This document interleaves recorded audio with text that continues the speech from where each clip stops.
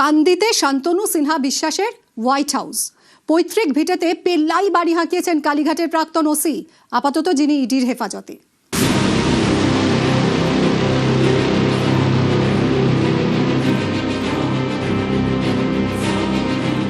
বাংলার মাটিতে যেন প্রাসাদের লড়াই। তৃণমূল নেতাদের বাড়ি বড় নাকি পুলিশের?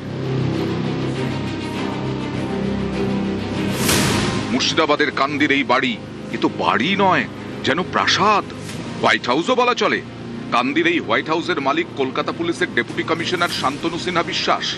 জমি প্রতারণা মামলায় যাকে গ্রেফতার করেছে ইডি, এ সৃষ্টি তাঁরই।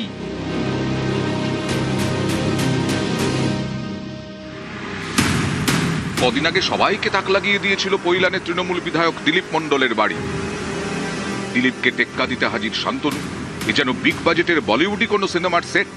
ধপধপে সাদা বাড়ির সামনে সিংহমূর্তি, পেল্লায় দরজা, ভেতরে রয়েছে পুকুরও।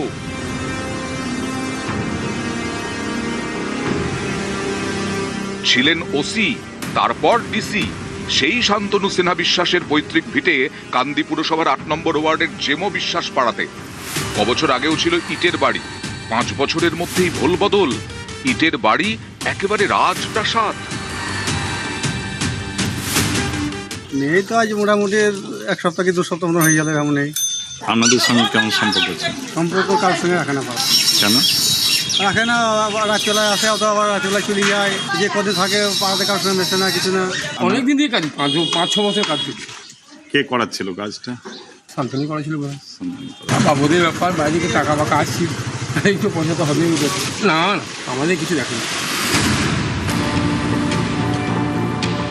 ইডি সূত্রে খবর, কান্দির এই পৈতৃক বাড়ি সংস্কারের জন্য ঠিকাদার দাউদ শেখকে দায়িত্ব দিয়েছিলেন শান্তনু। দাউদ শেখকেও তলব করে ইডি। ইডির দাবি, দাউদের অ্যাকাউন্ট থেকে 2.5 কোটি টাকা শান্তনুর অ্যাকাউন্টে ট্রান্সফার করা হয়েছিল। দাউদের যদিও দাবি তিনি এসবে জড়িত নন। না, আমি কোথায় পাবো 2.5 কোটি টাকা? আমি দেবোই, বাবার সঙ্গে আমার কি সম্পর্ক আছে তোকে দেবো? আমি যেটা চেয়েছিলাম 2বার কাজ করে সে পেমেন্টটা আমাকে দিয়েছে। এগুলো না, এগুলো ভুলভাল ছড়াইছে, এগুলো আমি বলতে পারবো না। এগুলা আমি টাকা পয়সা কারোর সাথে জড়িত থাকি। প্রাসাদের মতো এই বাড়িতেই থাকেন শান্তনু সিনহা বিশ্বাসের বোন গৌরী সিনহা বিশ্বাস। তিনি আবার তৃণমূল পরিচালিত কান্দি পুরসভার ভাইস চেয়ারম্যান, যদিও বর্তমানে খোঁজ নেই গৌরীর। দেখুন, আমি এই শহরে ছোট থেকে বড় হয়েছি। এই শহরে ছোট থেকে ওই বাড়িটা আমরা দেখে আসছি। বাড়ির কিন্তু কোনো পরিবর্তন বলতে কিছু রং হয়েছে, কিছু রিনোভেশনের কাজ হয়েছে।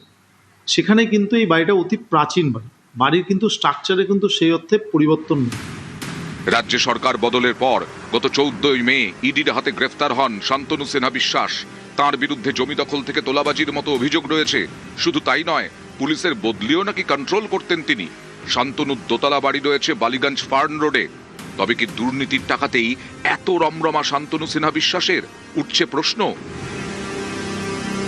কান্দি থেকে ক্যামেরায় রাকিবুল ইসলামের সঙ্গে প্রণব বন্দ্যোপাধ্যায়, নিউজ 18 বাংলা।